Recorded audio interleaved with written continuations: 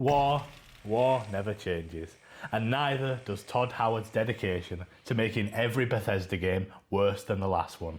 Fallout 4 is Bethesda's 2015 entry in their post-apocalyptic RPG series, and it is, well, it's certainly a game. You shoot, you loot, you wander around the ruins of Boston, and not once is Mark Wahlberg mentioned. Not even Donnie Wahlberg gets a shout out. Instead, you're met with a whole host of bland side characters, including one so dedicated to community service that he'll interrupt a firefight to tell you about a settlement in trouble. He's like a Jehovah's Witness with a laser rifle. Gone are the days of nuanced dialogue choices and branching paths. Bethesda saw you enjoying the RPG elements of New Vegas far too much and streamlined it for you into an interactive shrug. How kind. Thankfully, to combat the lack of any real choice, Bethesda implemented a base building mechanic for this game. Not so thankfully, the UI is so painful that you might just set off another nuke to avoid dealing with it. Stick around and I'll brief you on the story, the gameplay, the bugs and the emptiness you feel after spending 150 hours collecting aluminium, not aluminum, cans. This is Fallout 4, a game that exists. So Ollie, have you played Fallout 4? I actually have, but only for about a couple of hours, and then I couldn't. I just didn't. It didn't grab me. No, you don't gel with Bethesda games, do you? No. No, which is fine. You know, they're kind of janky in that way. Yeah, I couldn't even gel with Skyrim, and if I couldn't with that, I was never going to with Fallout 4. Well, much like in all other Fallout games, the story is pretty simple. You get an objective that forces you to leave your starting location, which in this case is a Vault 111, and then you're free to head off on your own and do kind of basically what you want. In this game, your son is kidnapped and your partner is killed while you are all in cryo sleep. You follow along a thin trail, try to find out more information, and you meet a variety of people and groups that help you and sort of use you along the way. And it really is as simple as that, which I think is the best RPG element in the game, which is kind of just pave your own way.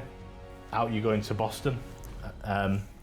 It's a difficult review for me, this one, because I love the Fallout series. I love if not all of them. I mean, there's like a side project that were kind of crap, but I don't know if 1 and 2 would still hold up today, but I enjoyed them immensely when I did play them. Fallout 3 was my first real entry into kind of massive open world games, and I was enamored with that. And New Vegas is still one of the best RPGs of all time, and my favourite of the bunch, obviously.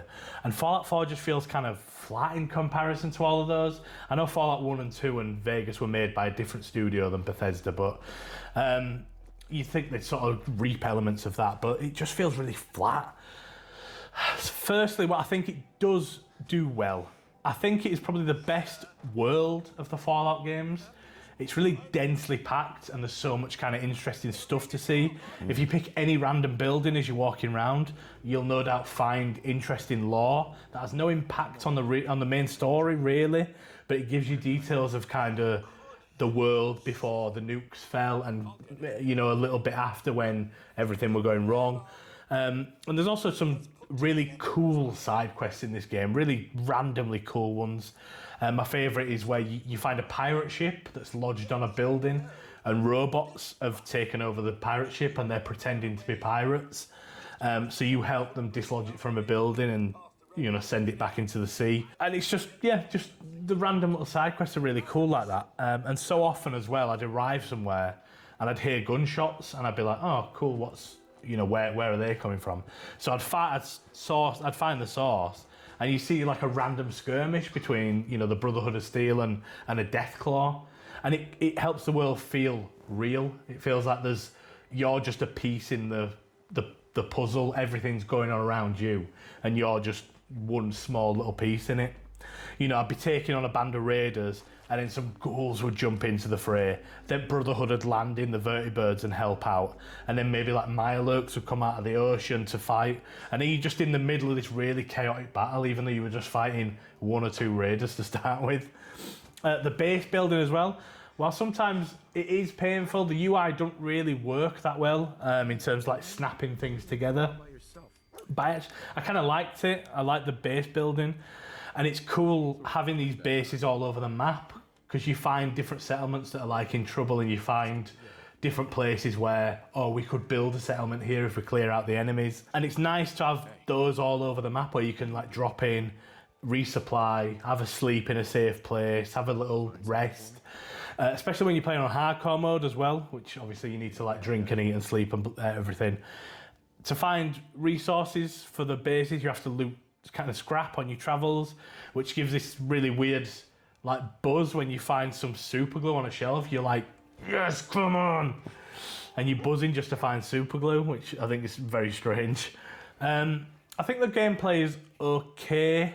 The gunplay is better than Fallout 3, but it's not as good as like a proper shooter game. The melee weapons are relatively useless, as before. The AI is hit and miss. You can like break the enemy AI by just powering up your sneak a little bit, and the enemy just literally cannot see you if you crouch next to them. They like walk around looking for you, even though they're basically touching you.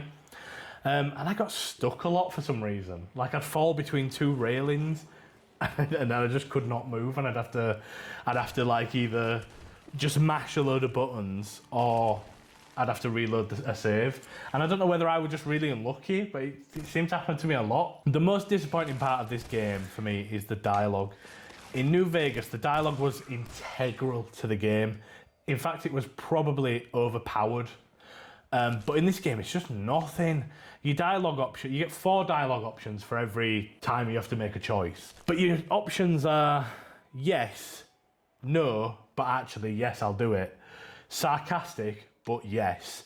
And then more information, which then loops you back to the other 3 options. So you sort of funneled into the same choice, really. It just depends on, you're just saying yes, but in a variety of different ways. So I just ended up pressing X for the yes option because it were like, well, why does it matter?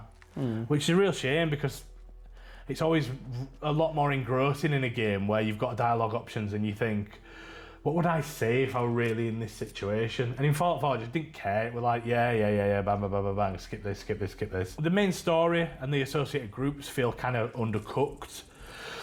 I think Bethesda are relying on you doing different side missions and stuff alongside the main story. Because if you just played the main story, it's really horribly paced. Everything's really rushed. There's a group called the Minutemen, and you end up being their general within about 30 minutes. You just get promoted to general out of nowhere. Fallout 3 felt like so much more of an epic quest where you were travelling and going to all these places. And Fallout 4 just didn't have that same feeling. I was truly astonished by how many crashes I had with this game. Not crashes like, the ones where the PS5 would error and it's like, do you want to send an error report on the screenshot? Those errors, it must have been every 30 minutes I was getting one. Wow. Just randomly, it'd be like, oh, I want to fast travel to here, error. So then I'd load back into the game, fast travel again, fine. Next to one, I'll sleep here to recover my health, error. Load back into the game, do it again, it's fine. So I had no idea what were causing these errors. It got to the point where I was just quick saving every 10 minutes because I was just worried about losing progress. It's, I think, if I'm not mistaken, it's notoriously buggy on the PlayStation. I remember before I played it, so the time that I played it before I gave up, that was like last year. About a year or 2 before that, when I played it for about 2 hours, it was on Xbox Game Pass. Right. I tried it about a year or 2 before that on PlayStation, but could never do it because of this bug that's on the PlayStation version of the game where in the beginning, where you stood looking in the mirror? Yeah. And it's like, pick whatever. You go to pick something and it doesn't happen. And then you pause the game and then unpause it, then that thing happens. And it's like you can't select stuff. Everything, your selection happens a step ahead of the animation or something. It's a really weird bug. So I could never play it. And then I eventually tried playing it again on Xbox Game Pass and I didn't like it anymore. Yeah, I mean, apparently it's buggy on PlayStation. The amount of crashes, I'd say it was unacceptable. Like completely unacceptable. For a game that's now 10 years old, that is unacceptable that it's not being fixed. And you can mitigate it with mods because obviously the modding community have made crash fixes and bug fixes and stuff, but you can't have mods on when you're getting trophies. So Yeah, it's just annoying. So, Ollie asked me life's biggest question. Would you recommend this game for the platinum? This must be a long platinum. I would not recommend it for the platinum. It's too big and too long, which is obviously flashbacks to your mum saying that to me. But no, I mean, I only got this platinum after however many years I've been idly playing this game and, you know, completing little bits at a time. I got my first trophy in this game in 2015, and I got the platinum in 2025. I mean, and it's not like I was hunting for platinums back then, and I was pretty close by the time I played it this time round, but there's just so much to do. You have to get the trophies, you have to side with the different groups for the endings. So that's quite long because you'll either have to restart the game or load an old save from where you make the sort of choice to split off, which is not really that near the end. So you have to then play quite a lot of game. And I think you have to do that 3 times for the endings. Then you've got to collect all bobbleheads in the game, which I think there's 20 of them. And that involves like running all over the map to get these. Then there's one trophy, which was fucking interminable, mate. You've got to raise a settlement's happiness to 100%. And it took me 3 in-game months to do it. And how quick is the in-game clock? Well, I mean, I would just waiting 24 hours at a time, you know, for the counter to go up. But it must have taken me 7 straight hours of playing just on this one trophy. And it wasn't like I was doing stuff. You basically have to set up your settlement to get the 100% happiness thing. So, and then it ticks up slowly. So I just spent 7 hours and I couldn't figure out how the count was going up. So I spent 7 real-time hours waiting for 24 hours, waiting for 24 hours, sleeping for 24 hours, ringing the community bell. And then my counter got to 99, and then it had a down arrow, so it was gonna go down. So then I had to go fucking find a cat.